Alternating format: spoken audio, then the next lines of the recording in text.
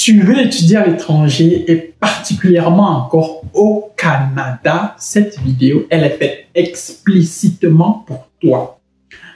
Au cours des derniers mois, il y a eu pas mal de changements au Canada concernant la procédure du visa étudiant. Et dans cette vidéo, je m'en vais certainement parler de ces différents changements. Mais de prime abord, j'aimerais déjà le notifier et le dire clairement ici. Si tu veux aller au Canada aujourd'hui, en fin 2024, début 2025, le visa étudiant n'est certainement pas le visa le plus recommandé. Je le dis pourquoi? Parce que justement, le Canada essaie du mieux que possible de réduire les arrivants pour ce qui est du visa étudiant, du visa pour séjour et du visa travail. Le Canada essaie de plus en plus de pousser le maximum de personnes possibles vers la procédure des résidences permanentes. Et donc, le Canada veut que vous étudiez dans votre pays d'abord et ensuite que vous engagiez la procédure des résidences permanentes afin que vous puissiez arriver au Canada en tant que travailleur qualifié. Mais si toi, tu veux absolument étudier, alors tu peux regarder cette vidéo. Je t'invite à regarder cette vidéo jusqu'à la fin parce que ce que je m'en vais partager avec toi ici, c'est une série d'informations concernant les nouveaux changements qu'il y a eu dans le cadre de la procédure visa étudiant Canada.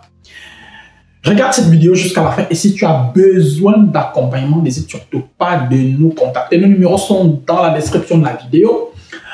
Tu peux également aussi passer dans nos locaux à Yaoundé du côté du Carrefour Missassi ou à Douala du côté de Lopom. Nous sommes ouverts tous les jours ouvrables de lundi à vendredi de 8h à au moins 16h30.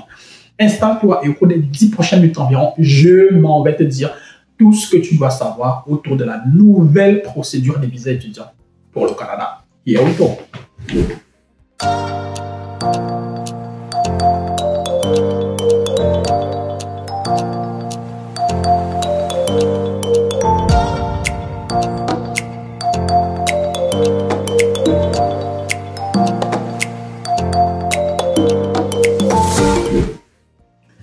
Si tu veux étudier au Canada, alors la première étape, peu importe là où tu veux étudier, la première étape, c'est toujours l'orientation et la vérification de l'admissibilité. Tu dois commencer par savoir qu'est-ce que je veux étudier et la question que nous on pose généralement, c'est qu'est-ce que tu peux étudier? Parce qu'il y a une différence entre ce que je veux et ce que je peux. Lorsque une personne nous contacte avec son dossier, nous, on essaie du mieux que possible d'être neutre et de faire une analyse froide. Si tu as eu le baccalauréat avec, disons-le, par exemple, 11 de moyenne, tu as un baccalauréat D avec 11 de moyenne, tu dis que toi, tu veux faire, je ne sais pas, physique, et nous, on constate que tu vas peut-être faire une physique ou peut-être une filière plus proche de la physique, et nous, on constate par exemple qu'en physique, tu as eu 9 au baccalauréat, alors par exemple qu'en chimie, tu as eu 16 au baccalauréat, quel que soit X. Nous n'allons très probablement pas te pousser vers la physique, vers les filières qui sont proches de la physique, mais plus vers les filières qui sont proches de la chimie, tout simplement parce que de ce côté-là, tu as eu une très bonne moyenne, et donc du coup, au niveau de l'université, on pourra mettre cela en avant. Et à côté de cela, en plus de cela, en te poussant vers une filière où tu as une bien meilleure moyenne, même au moment de la procédure des visas, cela pourrait également aussi jouer en ta faveur parce que au service d'immigration, ils vont eux aussi prêter attention à tous ces petits détails. Et donc, en mettant en avant une filière plus proche de la chimie, ça va forcément beaucoup plus t'avantager.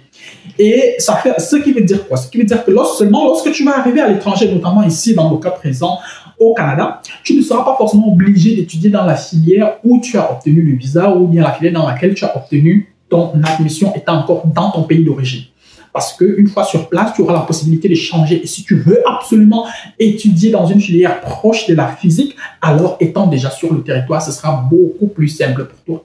Mais comme je dis toujours, on ne résout pas tous les problèmes au même moment. On résout un problème à la fois d'abord et étape par étape, on avance sur le reste. Donc, première des choses, c'est que tu dois vérifier ton admissibilité. Et la vérification de l'admissibilité passe également aussi par le certificat de langue que tu possèdes. Tu possèdes quel certificat de langue? Est-ce que c'est le français? Est-ce que c'est l'anglais? Si c'est le français ou si c'est l'anglais, tu as obtenu quelle moyenne? Tous ces éléments-là vont entrer ici en jeu, tout simplement. Pourquoi? Parce que si tu n'as pas de certificat de langue en anglais, tu ne peux pas prétendre vouloir étudier dans des provinces au Canada ou bien dans des filières qui sont exclusivement en anglais.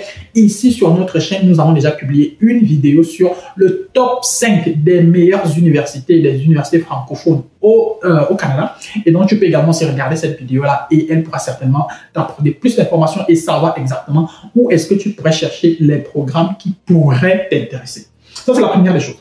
La deuxième des choses, une fois que tu as vérifié ton admissibilité et que c'est OK, tu devrais passer à une demande d'inscription auprès d'un établissement d'enseignement désigné. Ceci est important, pourquoi? Parce qu'il faut que tu vérifies absolument que l'établissement dans lequel tu as postulé aujourd'hui est bel et bien un établissement reconnu par le gouvernement canadien. Parce que si ce n'est pas un établissement reconnu, alors ta procédure de visa, elle peut peut-être même s'arrêter déjà à ce niveau parce que, quel que soit X, tu n'auras pas de visa.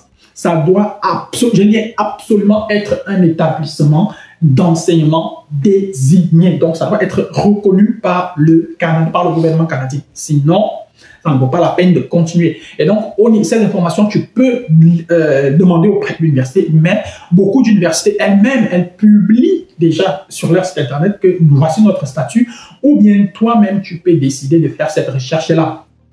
Tu peux aller sur le net et taper la liste des établissements d'enseignement désignés au Canada et tu auras forcément une liste. Maintenant, il faudra juste que tu fasses attention, la liste là, elle date de quand, etc., etc. Parce qu'il ne faut pas non plus que tu tombes sur une liste de 2018 parce que certainement la liste de 2018 ne sera plus la liste d'aujourd'hui. Donc, tu dois également s'y prêter attention à cela. Tu dois également s'y prêter attention au site internet sur lequel cette liste-là se trouve. Une telle liste devrait forcément être sur un site gouvernemental et donc du coup, tu dois vérifier également aussi la fiabilité de cela. C'est pour ça que nous, les personnes dont nous gérons les procédures, nous essayons du mieux possible à notre niveau de nous occuper de ces genres de questions pour limiter la casse. Troisième point, tu dois maintenant demander ton certificat d'études. Ton certificat d'acceptation du Québec. Bon, pour ceux qui sont les personnes qui veulent étudier au Québec, c'est à ce niveau que vous devez faire votre CAQ. Maintenant, si vous ne voulez pas étudier au Québec, vous devez absolument faire vous devez faire une demande de la lettre d'attestation provinciale.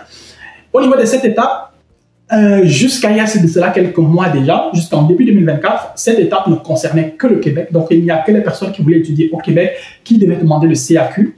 Mais depuis mi-2024, on a également aussi le Québec, le gouvernement fédéral canadien a introduit cela pour toutes les autres provinces. Et donc, du coup, tu dois absolument avoir une lettre d'attestation provinciale, le LAQ, le LAP, pour pouvoir étudier au Canada. Pour pouvoir étudier au Canada, tu dois avoir une lettre d'attestation provinciale. Maintenant, pour ce qui est de la lettre d'attestation provinciale, donc le CAQ en soi, lui-même, il est une lettre d'attestation provinciale vu qu'il est déjà délivré par un gouvernement provincial. Maintenant, pour ce qui est de la lettre d'attestation provinciale, c'est une lettre qui va plus ou moins attester de ton niveau, soit un niveau préscolaire, soit un niveau primaire, soit un niveau secondaire, soit un niveau maîtrise, soit un niveau doctorat. Donc, en fonction de ton dossier, en fonction de ton profil, la lettre va plus ou moins juste indiquer quel est le niveau que tu possèdes. Quatrième étape, c'est maintenant la soumission de la demande en ligne et puis tu dois payer les frais fédéraux qui vont avec. Donc, à ce niveau, on entre progressivement déjà dans l'étape du visa, de la demande du visa. Une fois que tu as passé toutes les premières étapes, ici maintenant, tu dois faire ta demande de visa en ligne et tu dois également aussi payer les frais qui vont avec. Si tu ne payes pas les frais qui vont avec, bon, je ne sais pas pourquoi tu es là, mais bon. Et c'est à ce niveau également aussi que tu dois prouver, tu vas justifier que tu peux financer tes études au Canada et que tu peux vivre au Canada. Aujourd'hui, en septembre ou octobre 2024, le montant requis par le gouvernement canadien tourne autour de 21 000 $ canadiens, ce qui correspond plus ou moins un peu plus de 9,5 millions de francs, du moins entre 9,5, disons autour de 10 millions de francs CFA. Donc, tu dois justifier que tu possèdes minimum, du moins environ 10 millions de francs CFA pour que le gouvernement canadien puisse plus ou moins attester du fait que, bon, là, toi, candidat X, tu peux bel et bien vivre au Canada, tu peux bel et bien financer tes études au Canada. Je ne vais pas revenir ici sur comment prouver les 10 millions en question. Si tu as des difficultés, tu peux nous contacter et nous verrons ce qu'il y a lieu de faire. Une fois que cette étape elle est terminée, si tout se passe bien, alors tu reçois une notification pour avoir un rendez-vous. Tu reçois une notification pour le rendez-vous de la collecte de tes données biométriques. À partir de ce niveau, je peux déjà quand même te dire que ta procédure semble déjà, du moins quand tu arrives déjà à ce niveau, ça semble déjà quand même aller dans le bon sens. Mais l'étape la plus cruciale, c'est certainement la 6e. Tout simplement parce que la 6e, c'est l'étape du traitement de ta demande de visa.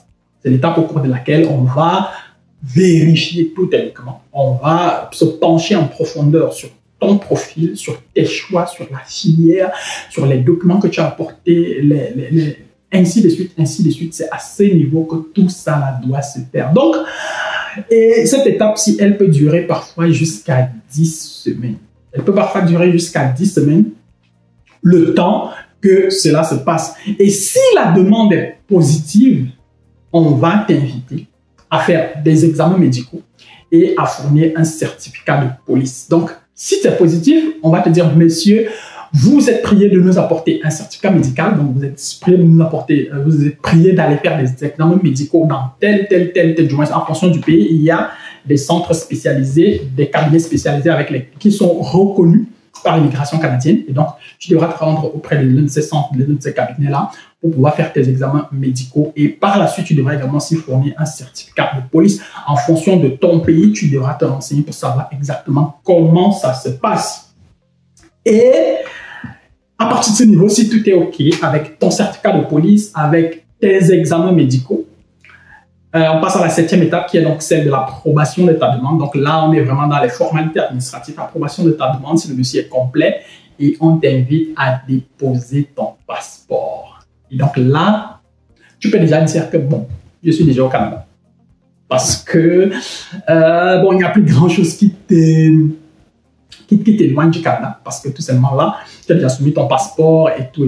Donc, tu auras certainement ton visa. Si tu arrives jusqu'à cette étape, jusqu'à l'étape 7, tu auras forcément ton visa. Et maintenant, la dernière étape, c'est celle du voyage. Et tu vas donc, une fois que tu voyages, le jour de ton voyage, tu vas recevoir ton certificat d'études, ton permis d'études au point d'entrée en arrivant au Canada. Donc, c'est au Canada que tu vas le recevoir, ce fameux permis d'études. Donc, voilà en gros les 8 étapes, les 8 nouvelles étapes de la procédure des visas étudiants au Canada.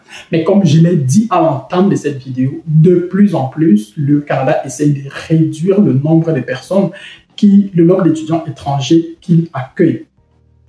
Qu'il accueille sur son territoire. Donc, si tu veux absolument aller au Canada avec un visa étudiant, je ne peux pas forcément te recommander le Canada. Si tu veux voyager aujourd'hui avec un visa étudiant, je ne peux pas forcément te recommander le Canada. Mais si c'est ton pays de cœur, si c'est là où vit peut-être ta famille, s'il y a d'autres raisons derrière pour lesquelles tu veux aller étudier au Canada, alors pourquoi pas, tu peux tenter ta chance. Et si besoin, tu peux nous contacter et nous serons ravis de t'apporter notre expertise et notre savoir-faire. J'espère que la vidéo, elle a plus ou moins répondu à quelques questions. J'espère qu'elle t'a apporté un plus sur ton projet d'études pour le Canada. Si tel est le cas, alors tu m'envoies ravi. Si tu as d'autres questions concernant la procédure des visas étudiants pour le Canada ou bien toute autre procédure pour le Canada, n'hésite surtout pas de nous laisser un commentaire. Tu peux également aussi nous écrire. Nos contacts sont dans la description de cette vidéo. Nous serons ravis de partager avec toi et surtout de t'apporter notre expertise et notre savoir-faire. Tu peux passer dans nos locaux à Yaoundé ou à Messassi de lundi à vendredi de 8h à 16h30. Nous sommes ouverts pour toi et nous serons ravis de répondre à tes questions et de t'orienter du mieux que possible. D'ici à notre prochaine vidéo, porte-toi bien, bien des choses à toi. Ciao, ciao.